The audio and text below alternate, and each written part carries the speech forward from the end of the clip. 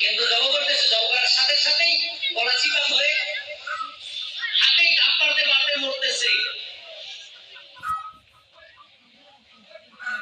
আবার কতজনে জব করার পরে যে রক্তটা বাইর হয়ে গেল, মাটিতে পড়ছে, পৃথক হয়েছে, ওই রক্তটা আবার মাংসের মধ্যে মিশাইতেছে।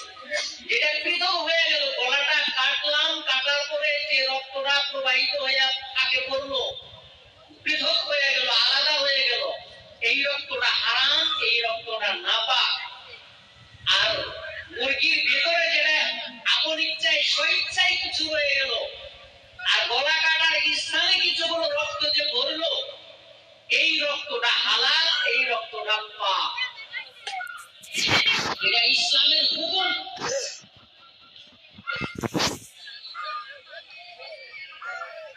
এটাই আল্লাহর পক্ষ থেকে পরীক্ষা, মানুষে আল্লাহর হুকুম মানে না না মানে। এই সামান্যর মধ্যে মাত্র 1 সুতার পার্থক্য, 1 সুতা দূরে যে রক্তটা গেল, এটা হারাম নাপাক। আর মুরগির সাথে যে রক্তটা লাগিয়ে থাকলো, ফোটা ফোটা পড়তেছে, 1 ফুটার ওর মধ্যে আটকে স্বইচ্ছায় রয়ে গেল, এটা পাপ। আর যে ফুটাটা টপকে নিচে পড়লো, তা হারাম নাপাক। যে ফুটাটা নিচে পড়ছে পৃথক হইল, ওইটা যদি কাপড়ে ধরে নামাজ হবে না। আর যে রক্তটা গরু, বকরি, জবাই করা জন্তু, মুরগি, হাঁস, তার মধ্যে যে লাগিয়ে থাকলো, এই রক্তটা যদি কাপড়ে লাগে, শরীরে লাগে, এটা পাপ। এই রক্ত সহ নামাজ চলবে। ইসলাম, এটা আমাদের মানতে লাগবে। রক্তটা আল্লাহ রাব্বুল আলামিন হারাম করে দিয়েছেন। আল্লাহ রাব্বুল আলামিন কোরআনে কারীমের মধ্যে ঘোষণা করেছেন, হুররিমাত আলাইকুমুল মাইতাতু ওয়াদ-দামু।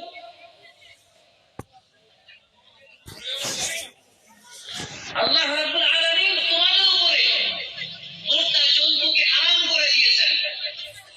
যেগুলো জানোয়ার আমাদের জন্য ভক্ষণ করা যায়, জবাই করে আমরা খাইতে পারি।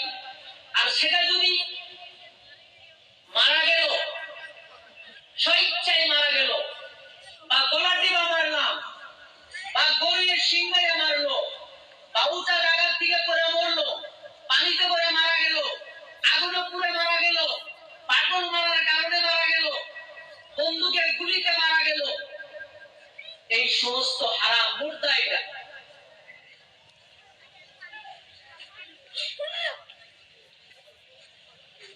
কোরআনের মধ্যে এগুলো ডিটেইলস বর্ণনা করা হয়েছে, হুররিমাত আলাইকুম মাইতাতু ওয়াদ-দামু। দ্বিতীয় নম্বরে বলা হয়েছে রক্ত। জানোয়ারের রক্ত তোমাদের জন্য হারাম করা হয়েছে। রক্ত কোনটা? যেটা রক কাটলে প্রবাহিত হয়ে যায় স্বইচ্ছায়। আর ওই রক্তটা স্বইচ্ছায় বের হইতে না দিয়া যদি গলা চিপা ধরে রাখা যায়, হারাম রক্তটা, যেটাকে হারাম করা হয়েছে, সেটা ভিতরে রয়ে গেল, সারা মাংসটাই হারাম।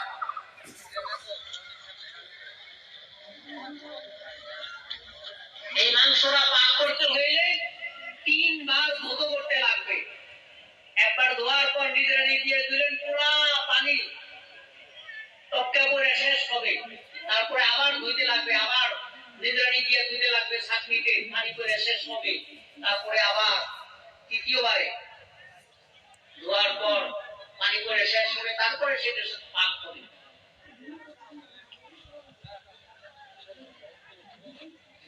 আর জানোয়ার